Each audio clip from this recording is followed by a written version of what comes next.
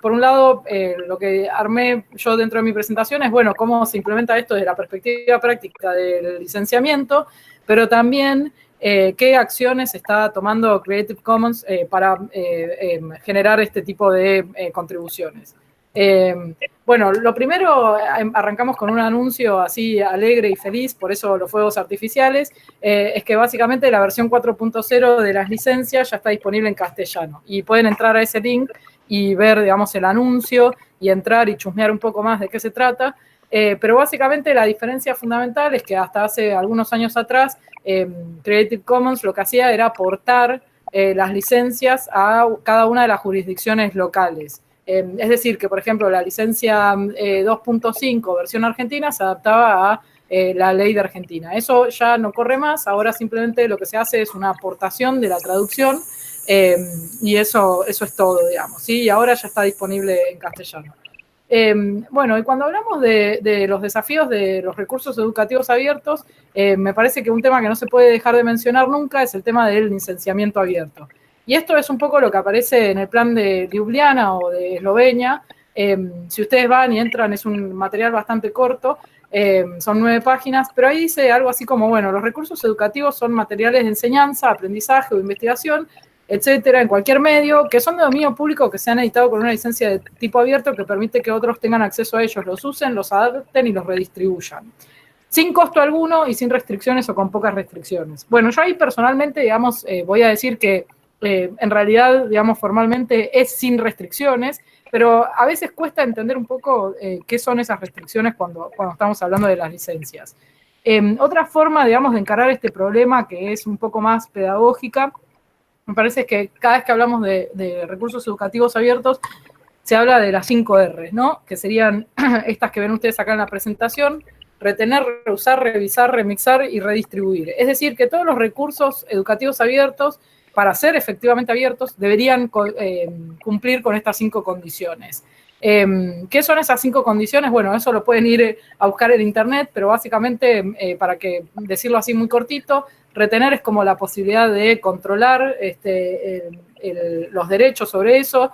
Eso es básicamente lo que permite la licencia de atribución de Creative Commons, que es un elemento que está en las 6 licencias. Después, reusar es la posibilidad de reutilizar, digamos, todos esos materiales, adaptándolos a diferentes contextos. Revisar es la posibilidad de estudiarlos y adaptarlos. Remixar, obviamente, es la posibilidad de combinar distintos materiales con las mismas licencias, y ahí es donde se hace muy evidente la necesidad de utilizar licencias que no tengan ninguna clase de restricción, ¿sí? Porque si uno trata de combinar o remixar elementos que tienen licencias incompatibles entre sí, se hace muy complicado. Ahora nos vamos a meter un poquito más en eso. Y después, la posibilidad de la redistribución. Y cuando hablamos de la redistribución, ahí es donde también volvemos otra vez sobre la necesidad de usar licencias sin restricciones, ¿sí? Porque si uno necesita redistribuir, obviamente necesita poder hacer un uso comercial de eso, necesita poder hacer adaptaciones, etcétera y demás. En concreto, ¿cómo se hace esto? Digamos, bueno, justamente para eso es que se utilizan las licencias Creative Commons. Y es importante tener en cuenta, digamos, que no todas las licencias cumplen con estas 5 R que estábamos comentando recién. Tenemos 6 licencias, pero antes de hablar de las 6 licencias voy a hablar de esto, que es la marca del dominio público, que es básicamente un tipo de marcado que se utiliza para obras cuyos derechos de autor ya expiraron. Esto no lo van a ver tan frecuentemente, pero sí es importante que lo tengan en cuenta cuando ustedes necesiten utilizar materiales que estén en el dominio público. Esta marca es lo que les va a permitir identificarlo fácilmente. Ya me voy a meter un poquito más en eso ahora en breve. Estas son las 6 licencias, así a vuelo de pájaro.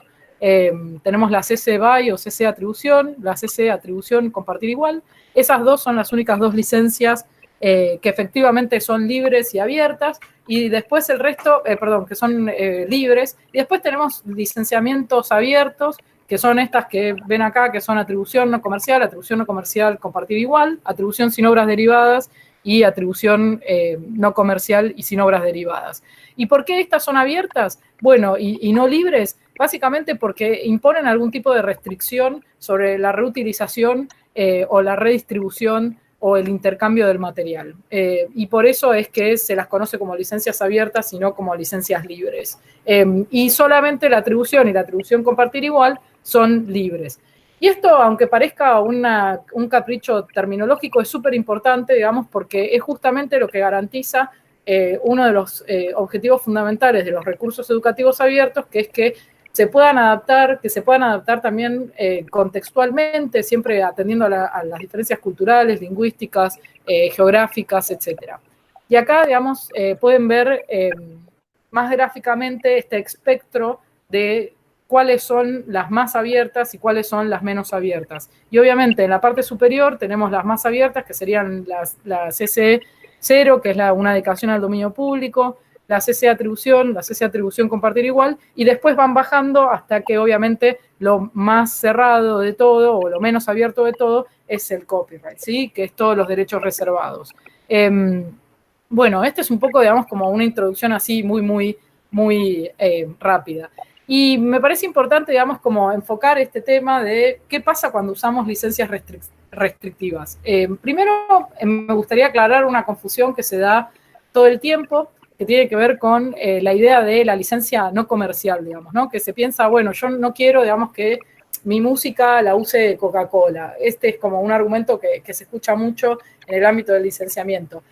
Y ahí lo que es importante aclarar es que el término no comercial no se aplica al usuario, sino que se aplica al uso. Es decir, que si el uso que hace Coca-Cola es no comercial y está utilizando una licencia no comercial, igual lo puede hacer, porque acá lo que importa no es el usuario, sino el uso. Y bueno, si alguno está interesado, les puedo pasar algunos fallos de cortes, de distintas cortes en Estados Unidos que salieron ahora hace poco, justo específicamente hablando del problema de las licencias no comerciales y los recursos educativos abiertos. Después, el otro tema fundamental es que cuando utilizamos licencias no comerciales o de otro tipo, como sin obras derivadas, en realidad lo que terminamos haciendo es restringir la circulación del material y sobre todo restringimos la circulación del material en sitios de alto impacto, ¿no? Como por ejemplo la Wikipedia, donde otros pueden traducir ese material, readaptarlo, hacer traducciones, etcétera. Incluso este gráfico que yo les mostré, yo podría, digamos, traducirlo al castellano si tuviera algún tipo de sentido, y esto está subido en Wikimedia Commons, por ejemplo. Y como tiene una licencia no restrictiva, tiene una licencia abierta, yo lo puedo adaptar, traducir y distribuir. Y cuando optamos por utilizar una licencia que dice sin obras derivadas, en definitiva lo que estamos limitando es la posibilidad de adaptar el material a los contextos locales. Y ahí abajo, si ven, hay un link que les dejé, que es con un artículo que hizo un compañero de Creative Commons España hace algunos años atrás sobre cuáles son los problemas cuando utilizamos licencias restrictivas como la no comercial. Y bueno, ahora le paso la palabra a Mariana. Bueno, para complementar un poco lo que decía Evelyn en cuanto a los retos o desafíos que tiene un plan de acción en REA y tener en cuenta el contexto actual, más allá de las licencias, me parece que también es importante tener en cuenta las herramientas que se utilizan para el desarrollo de recursos educativos abiertos, el acceso de los docentes, de los bibliotecólogos y bibliotecólogas a esas herramientas, que en muchísimos casos la producción de los contenidos se da a través de o se ha dado a través de las llamadas plataformas 2.0 o web 2.0, que en mi caso, por ejemplo, he usado muchísimo, he recomendado muchísimo, he enseñado a usar, etcétera. Creo que muchas de las personas que están siguiendo esta charla están familiarizadas con esta idea de decir, bueno, hay que hacer una línea de tiempo. ¿Dónde hay una aplicación para hacer una línea de tiempo, etcétera, no? ¿Dónde puedo hacer una animación, un videíto rápido? Bueno, y todos esos conocimientos que se han pasado entre personas que dan clases y generan contenidos, se ha dado alrededor de todas estas herramientas 2.0. Y ahí se creó muchísimo material muchas veces las herramientas tienen a veces la posibilidad optativa de ponerle una licencia Creative Commons, pero el problema, más allá de la licencia, es que muchas veces los materiales quedan almacenados, quedan solo disponibles y reutilizables, o sea, la forma de modificarlos y de hacerle cambios y volverlos a compartir es a través de esas plataformas. Yo sospecho, he ido viendo y estoy bastante convencida de que en los últimos años decenas de esas plataformas han desaparecido, han sido bajadas, por distintos motivos, por ejemplo, no sé, falla el modelo de negocios de esa plataforma, que en definitiva era una startup que estaba ahí experimentando su modelo de negocios y terminó fracasando, cerrando, ha sido comprada o adquirida por otra y cambian todos los términos de uso. Entonces, ahí creo que se ha perdido muchísimo material, muchísimos recursos educativos, aunque tuvieran licencia Creative Commons o alguna licencia abierta, esos materiales se han perdido, no han sido migrados, las tecnologías a veces han quedado obsoletas, todos los materiales desarrollados con Flash, por ejemplo, plataformas que permitían hacer presentaciones con Flash, ahora ya no son compatibles con el uso de celulares, han migrado a otras tecnologías y han quedado por el camino. Entonces, yo pienso que un desafío importantísimo es brindarle a las docentes, a los docentes, herramientas libres, de software libre, que les permitan un desarrollo de contenidos sin estos riesgos de pérdidas, y que a su vez, por supuesto, sean fáciles de usar, que tengan las mismas características que tenía todo este movimiento de plataformas 2.0, es súper fácil de usar, en 2 minutos tengo mi presentación animada, etcétera, juegos, libros interactivos, etcétera. Hay que darle apoyo a esas herramientas y a esas plataformas que son libres y que vienen a contrapelo de lo que son los modelos de negocio actuales en Internet, basados en publicidad, en la recopilación de datos, y que se han ido pasando cada vez más a modelos pagos, en los cuales, bueno, si quiero hacer más de 5 slides animadas, tengo que pagar. Bueno, todo eso me parece que es como bastante contrario, antagónico con el movimiento de recursos educativos abiertos, y que luego de un momento, de una gran burbuja de plataformas 2.0, los docentes se han ido quedando sin las herramientas que usaban en Internet para generar sus contenidos. Entonces, pienso que las instituciones educativas públicas que han desarrollado y han apoyado herramientas libres, deberían seguir trabajando por eso y preocuparse aún más por la sostenibilidad de esas herramientas y de los propios REA. La sostenibilidad es uno de los desafíos que hay en el plan de acción. Y por ponerles un ejemplo, no sé, tal vez muchas de las personas que nos están siguiendo conocen el software Excel Learning, que es para la creación de contenidos educativos, y que es que es de muy fácil uso, y por ejemplo en Uruguay ha sido muy adoptado por los propios docentes a través de cursos de capacitación que les han permitido apropiarse de esa herramienta. Bueno, esta herramienta fue desarrollada primero con recursos del gobierno de Nueva Zelanda, después quedó por un tiempo abandonada, o sea, accesible, disponible para descargar, pero sin desarrollo, sin actualizaciones, y más tarde fue retomada por un consorcio de gobiernos locales y comunitarios e instituciones educativas de España, y continúan hoy en día su desarrollo. ¿Por qué? Porque es software libre y, bueno, donde por un lado fue dejada de lado, por otro lado fue retomada. Este es un caso de relativo éxito, digamos, pero hay muchísimas herramientas libres que se han desarrollado por los gobiernos, por las instituciones educativas, que también han quedado por el camino, igual que las herramientas más del entorno corporativo 2.0.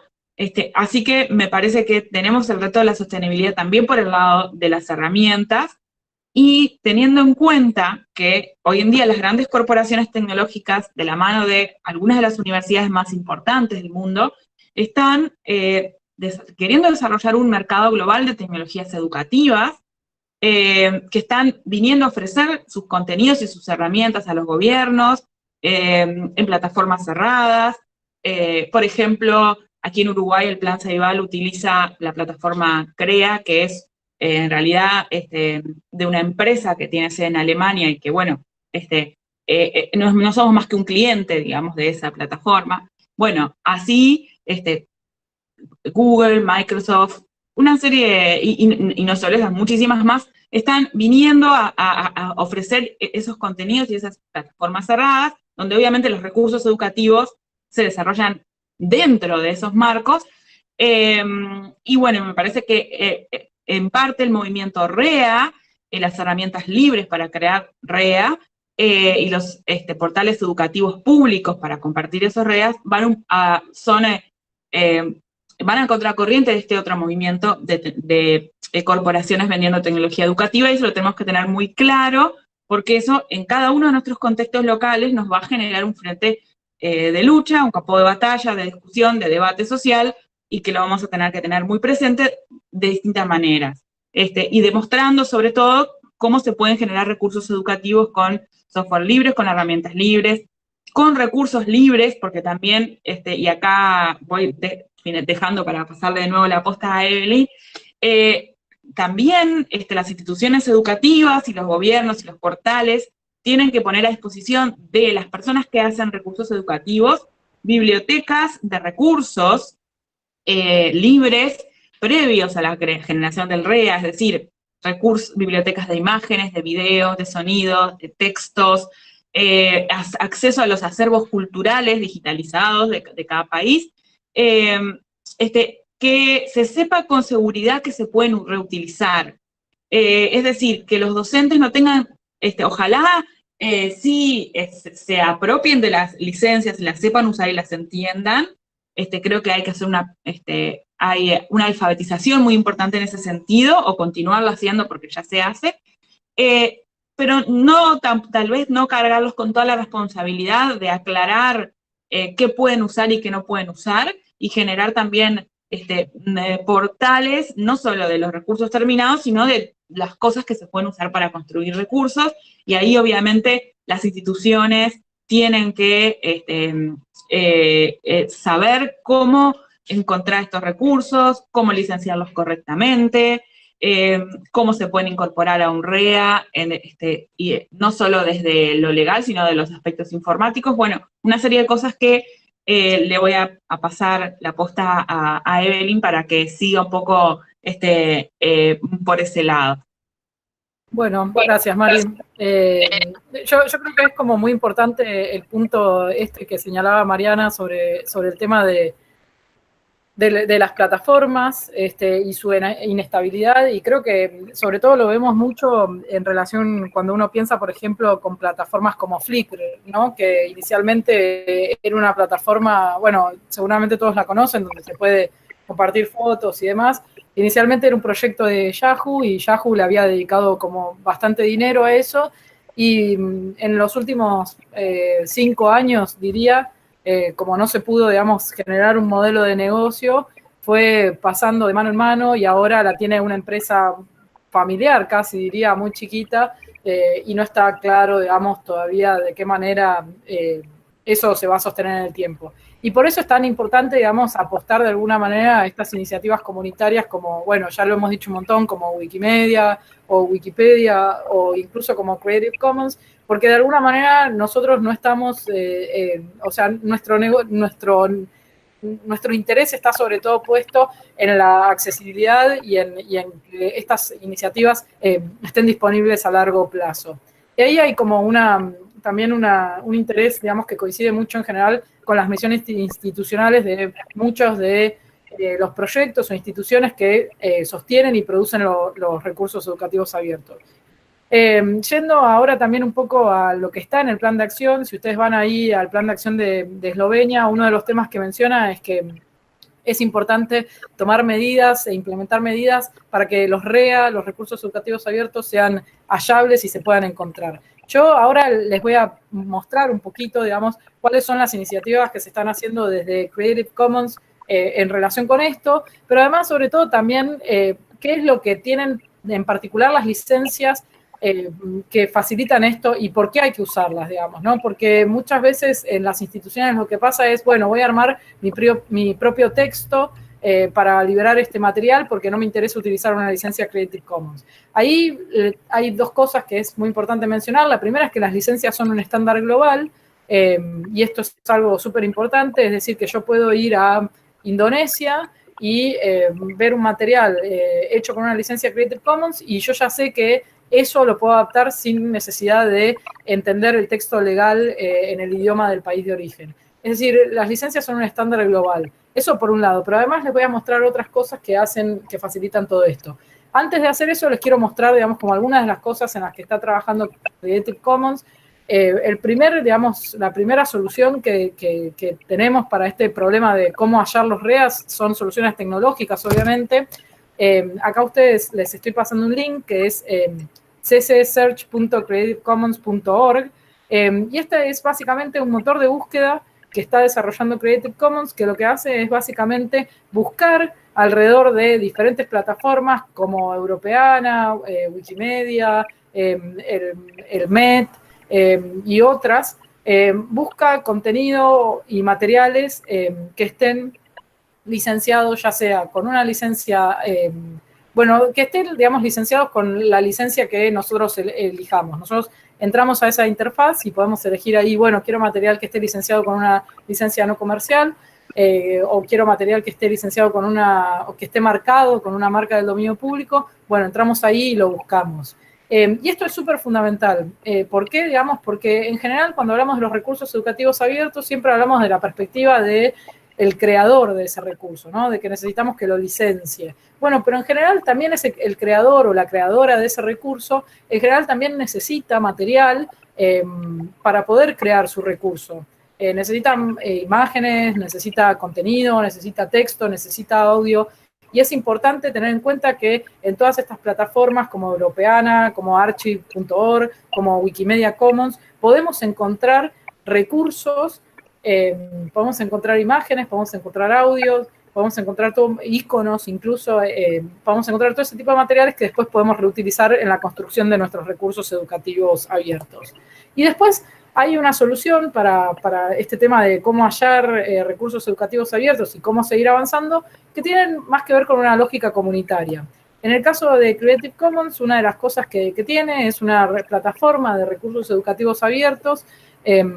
Por desgracia, digamos, trabaja fundamentalmente en inglés, pero lo que tiene de bueno es que es una plataforma abierta en la que cualquiera puede participar y encontrarse con otras personas que también estén trabajando en el ámbito de recursos educativos abiertos.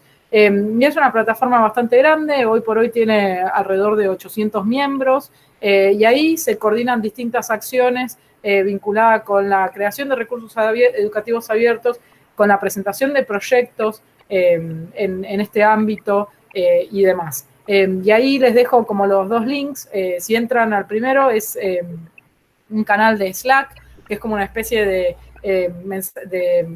cliente de mensajería instantáneo, y ahí hay un canal que es cc barra media OER, y ahí es donde es cc barra media open edu. Y ahí es donde se están coordinando los miembros de esta plataforma, y después si entran a la otra dirección, que es bit.ly barra github guión medio OER, ahí pueden ver como los principios de esa plataforma. Y ahora les quiero hablar un poco de cuál es la característica técnica que ayuda a hallar los REA desde la perspectiva de las licencias de Creative Commons, ¿sí? Una de las cosas que generalmente no se sabe, o se sabe un poco menos de las licencias Creative Commons, es que las licencias están armadas a partir de 3 capas de datos, ¿sí? Estas 3 capas de datos, básicamente tenemos una primera capa, que es la capa fundamental, que es la capa legible por máquinas. Después tenemos una capa que es legible por humanos, y una tercera capa que es el código legal. Estas 3 capas lo que van a hacer es, una le va a decir a la máquina, che, bueno, mira, esto es una licencia, atribución Creative Commons, así que cuando vos estés en un motor de búsqueda y todas las imágenes que tengan esta licencia, me las vas a devolver. Ese es el código de la máquina, que la máquina lee y lo entiende. Después, la licencia legible por humanos, la idea es que esto es lo más fácil, es la interfaz más fácil para que una persona que no es necesariamente una experta legal pueda entender qué cosas puede hacer o no puede hacer con esa obra. Y obviamente la tercera parte, la tercera capa es el código legal, que ese es como el contrato que el creador o la creadora efectivamente firma o se compromete a cumplir cuando elige la licencia. Y acá les muestro, digamos, como una pantalla, este es el código legal, si entran a cualquiera de estos links lo van a ver, y este es como el código más largo y el que efectivamente, digamos, después se defiende en los tribunales si hay algún caso de litigio. Y este es el código legible por humanos, ¿no? Y como si entran a ese link, van a ver que es bastante simple, y básicamente lo que nos va a dar la pauta es, bueno, podemos hacer esto, tenemos que respetar las siguientes condiciones, y eso es todo, digamos, ¿sí? Es bastante sencillo el código. Y por eso es que hay que utilizar las licencias, porque son un estándar global, pero además porque tienen una capa de datos que está diseñada de manera tal que permite que los recursos educativos abiertos sean fácilmente recuperables por otras plataformas y por buscadores, pero además sean fácilmente legibles y por personas, y además se puedan defender en tribunales. Bueno, no sé si querés ir vos, Mariana, o preferís que termine con esta parte.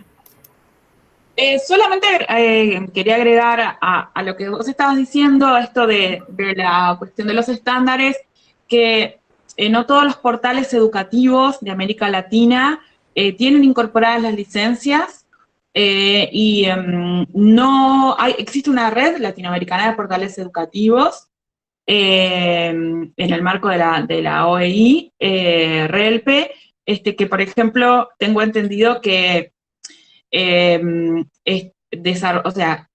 como desarrolló un interés muy importante justamente por compartir entre los miembros de la red la posibilidad de intercambiar recursos educativos, y desarrollaron un estándar de metadatos y de estructuración de los contenidos para el intercambio, pero no me queda claro que, por ejemplo, hayan incorporado las licencias.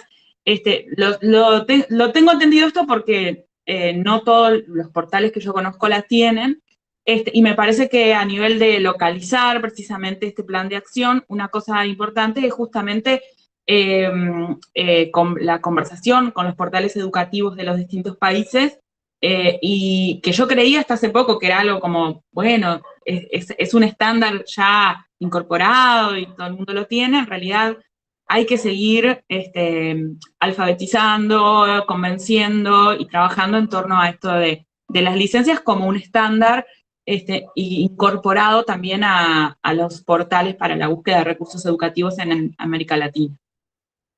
Sí, y eso me da un pie perfecto, digamos, esto que decís, para pasar a la segunda parte de esta presentación, que tiene que ver básicamente con,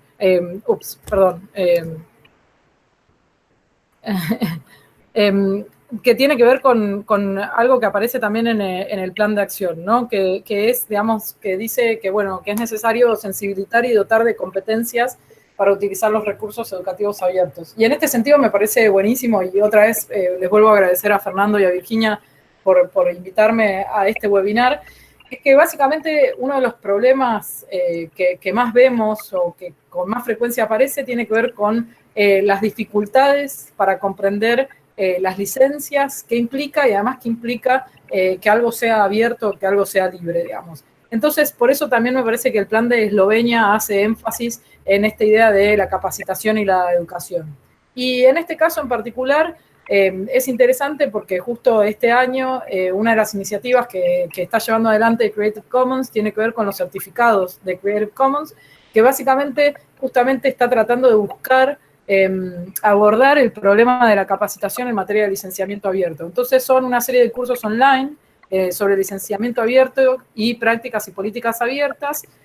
Actualmente hay 2 especializaciones. Una es justamente sobre recursos educativos abiertos y está específicamente diseñada para educadores, para docentes, para gente que está trabajando en el campo de la educación.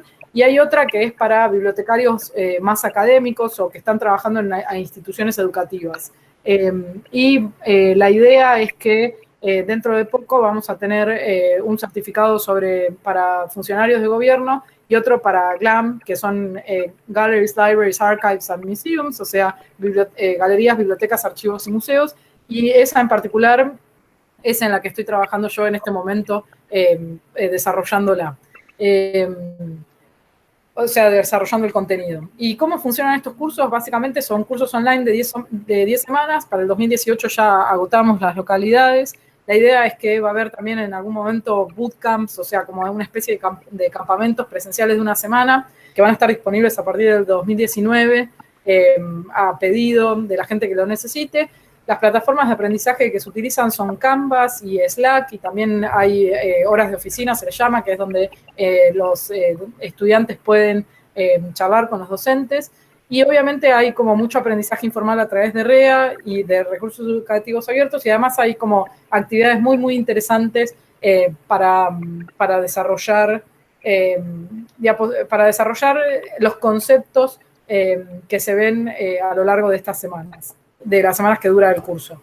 Este es el sitio web de los certificados. La idea es que en los próximos meses lo que se va a estar trabajando también es en cómo adaptar mucho de ese contenido en otros idiomas.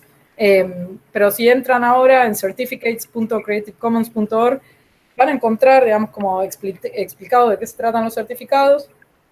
Y también si van a bit.ly/cc-medio recursos, ahí se pueden descargar todo el contenido del curso.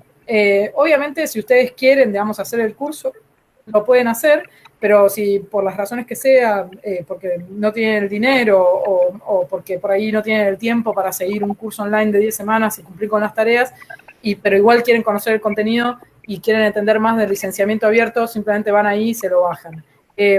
Bueno, y además, obviamente, creo que también aprovecho esta oportunidad para decir que nosotros en múltiples oportunidades, con Ártica sobre todo, hemos hecho, o sea, con Ártica, que son Mariana y Jorge, hemos hecho un montón de cursos online sobre este tema, sobre las licencias, y ustedes pueden ir y buscarlos en el repositorio de Ártica. Pero si quieren como también entrar a mirar un poco más cuáles son los de Creative Commons, bueno, les recomiendo que entren a esto.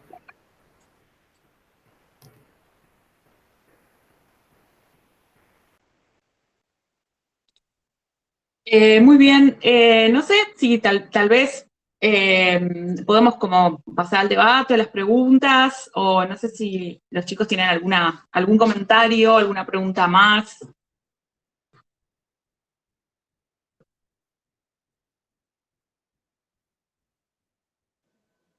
Ahí vamos apareciendo.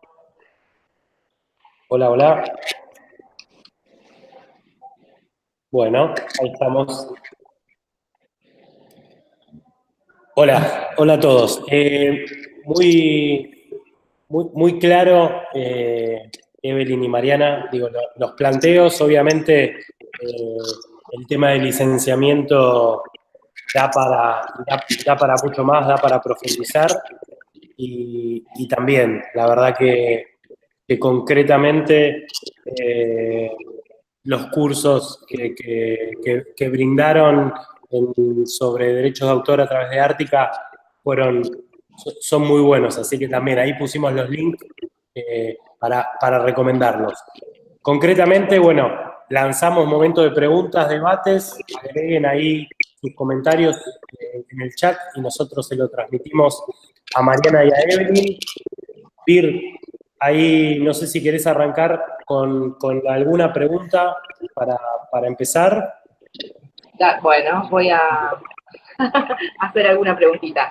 No, me quedó cuando Mariana hablaba sobre, bueno, la situación de los portales educativos, me pareció también sumamente importante tal vez rescatar lo que sucede con los repositorios institucionales, bueno, a nivel del universitario, o otro tipo de repositorios, o inclusive después lo que hablaba Evelyn sobre, bueno, todo lo que sucede en el ámbito GLAM, ¿no? por lo menos aquí en el país, mi pregunta sería qué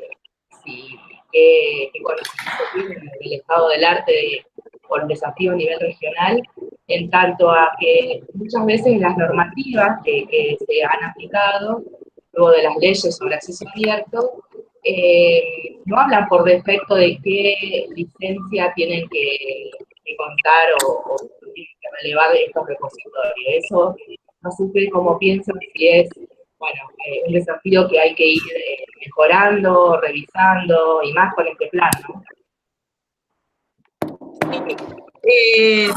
Eso es algo bien importante, como decía Evelyn, a veces hay instituciones que optan por generar un texto propio o una licencia propia, porque evidentemente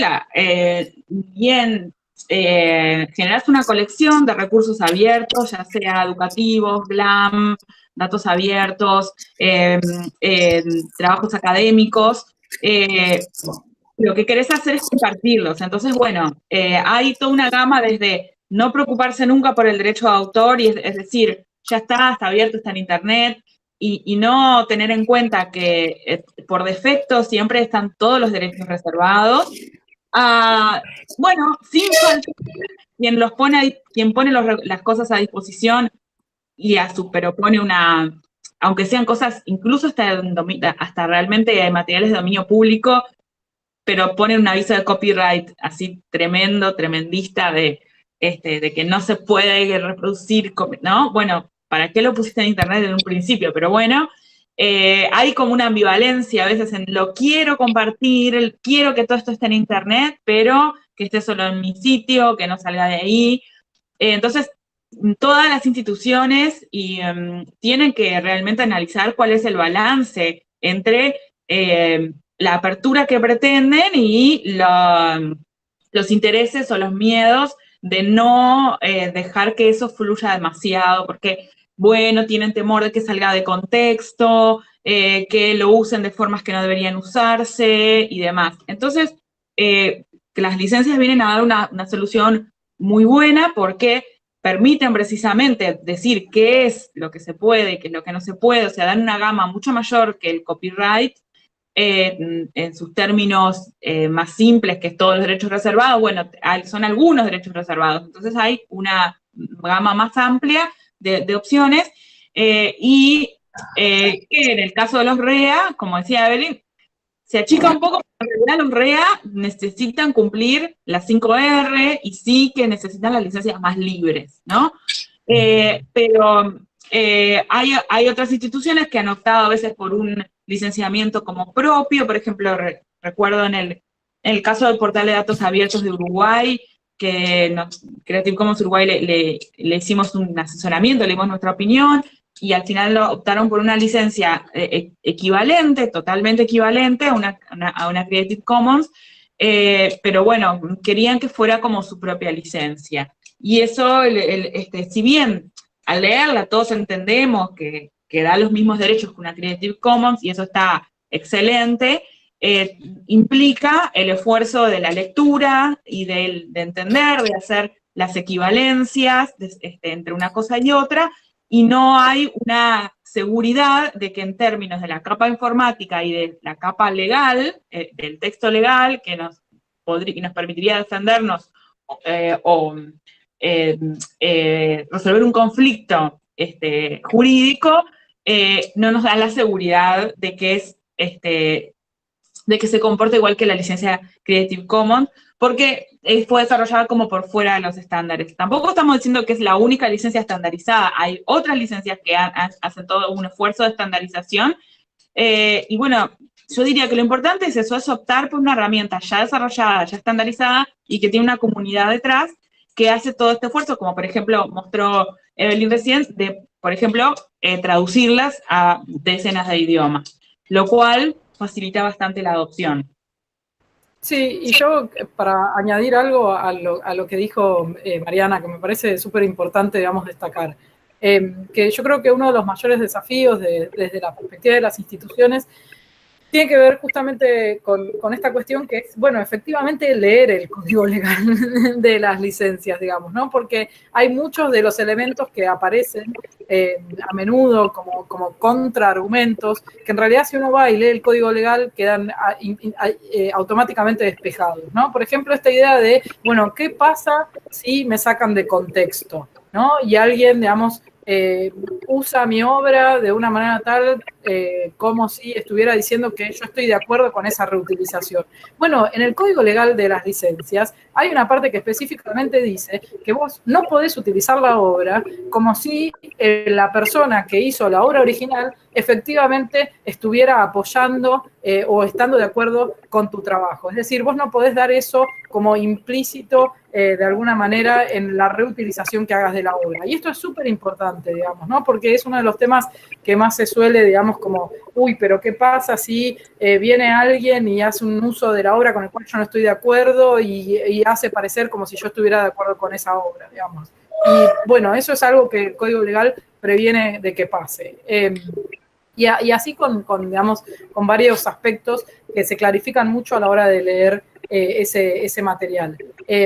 Y yo creo que ese es quizás uno de los desafíos más importantes, pero también me parece que hay un desafío muy importante que tiene que ver con el nivel de las políticas, ¿no? De las políticas públicas en relación con este tema y en relación en particular con el plan de Eslovenia. Hay una cosa ahí que me hace mucho ruido a mí, que tiene que ver con esta idea de, bueno, los REA tienen que ser sustentables.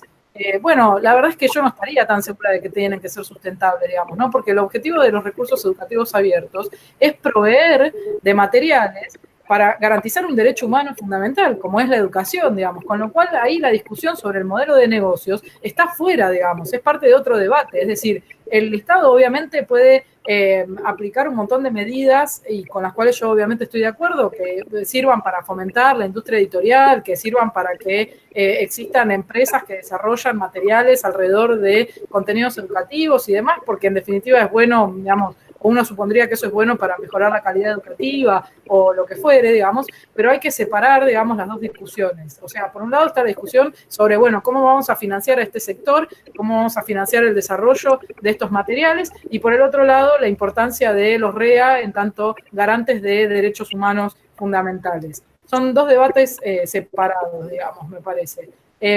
Y obviamente en el debate sobre los derechos humanos, sí o sí lo que necesitamos son garantizar políticas públicas. Y así como vimos en su momento, hace años atrás en Argentina, la ley de repositorios institucionales, la ley de acceso abierto a la ciencia, necesitamos algo similar en el campo de los recursos educativos abiertos. Y después, digamos, obviamente, siempre de lo que estamos hablando son como de distintos rangos, ¿no? O sea, tenemos como el rango de la política pública por un lado, que sería el rango más macro, después el rango de los proyectos o actividades que pueden llevar a cabo, digamos, determinadas instituciones, y finalmente tenemos las implementaciones individuales de cómo eso se hace, se lleva a cabo, se implementa, se trabaja dentro del aula o del espacio, digamos, en el cual esos materiales efectivamente se apliquen, digamos. Pero si no tenemos como esta discusión sobre, bueno, qué implica desde una perspectiva más macro y además qué implica desde la perspectiva del licenciamiento y desde la perspectiva de los derechos fundamentales, bueno, se hace un poco difícil. Bien.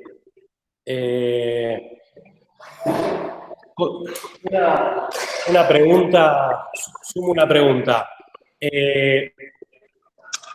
Después de todos estos años de experiencia de ambas respecto bueno, al licenciamiento o a la cultura libre, concretamente, digo, ¿cuál creen que viene siendo los impedimentos o lo que retrasa la creación de recursos educativos abiertos, digo, con formatos abiertos? Inclusive, digo, es un mismo debate que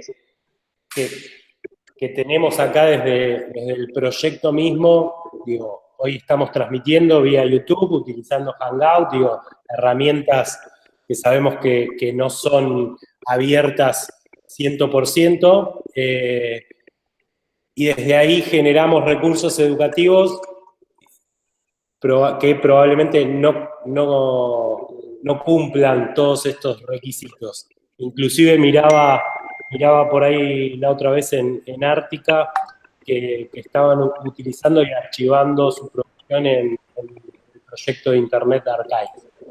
¿Qué creen, digo, como nosotros, que fue, digo, pensando en la facilidad del uso, donde no estamos pensando a mediano o largo plazo, y ahí sí uso la palabra que antes no te había gustado, Evelyn, de sustentabilidad, pensando no en una cuestión de modelo de negocio, sino en sustentable, pensando en el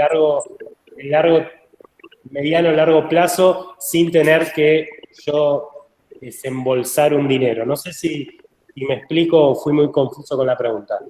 No, está perfecto.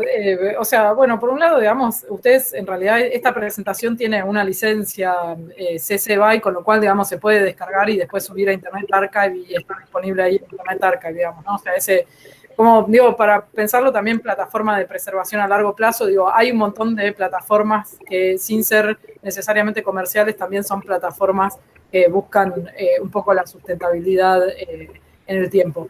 Yo creo que, a ver, el primer desafío que tenemos en América Latina ni siquiera es tecnológico, ni siquiera tiene que ver con la licencia más o menos abierta, tiene que ver con problemas de recursos y de infraestructura fundamentales que están en la base, digamos, ¿no? O sea, si yo estoy hablando de, y acá me voy a poner un poco, digamos, sindicalista o política, digamos, ¿no? Pero estamos hablando de la producción de recursos educativos abiertos en el contexto de Argentina, donde la mayoría de los docentes todavía no cerraron sus negociaciones paritarias.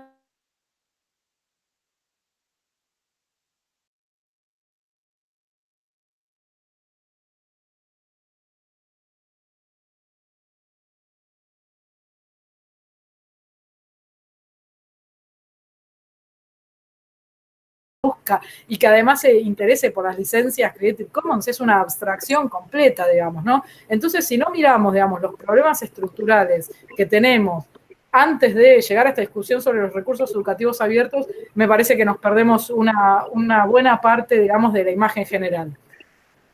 Esto obviamente, a ver, digo, y yo lo digo también como desde la convicción más pura de que también hago lo mismo con las bibliotecas y los archivos que trabajo en proyectos de digitalización. Esto no implica que no vayamos a dejar de dar recursos y no vayamos a dejar de dar herramientas y no vayamos a dejar de dar capacitaciones, lo vamos a seguir haciendo, pero siempre atendiendo al hecho de que vivimos en una realidad social, económica y política súper compleja, digamos, que genera que todos estos...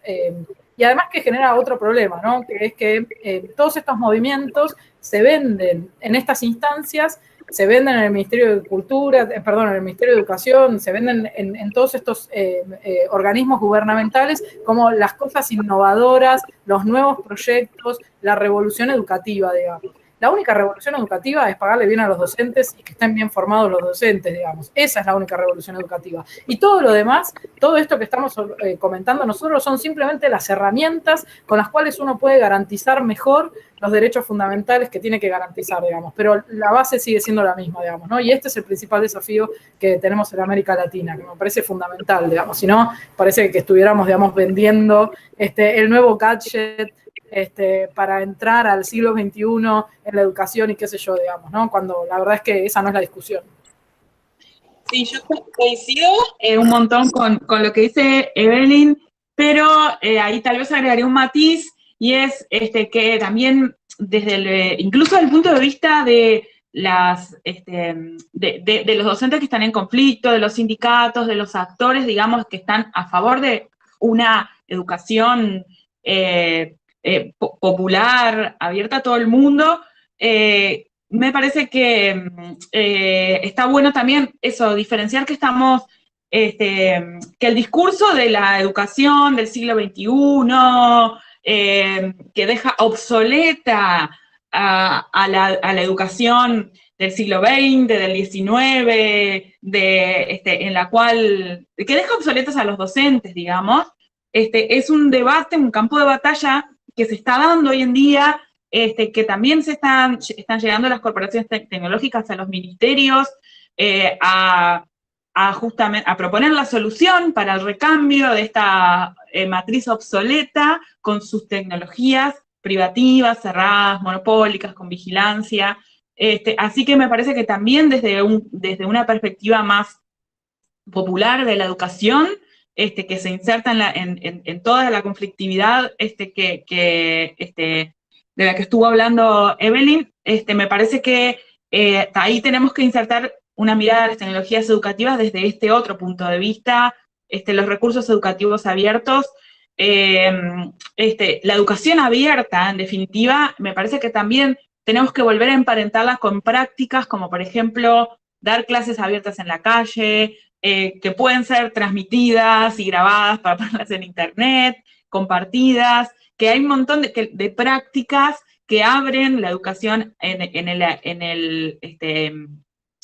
internet y en las redes, y que la podemos de alguna forma despegar o distinguir del solucionismo tecnológico, y de este discurso que me parece que es muy peligroso, de la obsolescencia del docente, de la obsolescencia de los marcos curriculares más discutidos desde las políticas educativas, ¿no? Esto, que no nos lleguen con el paquete ya vendido y ya cerrado de los contenidos, las tecnologías, todo en uno, desarrolladas no en base a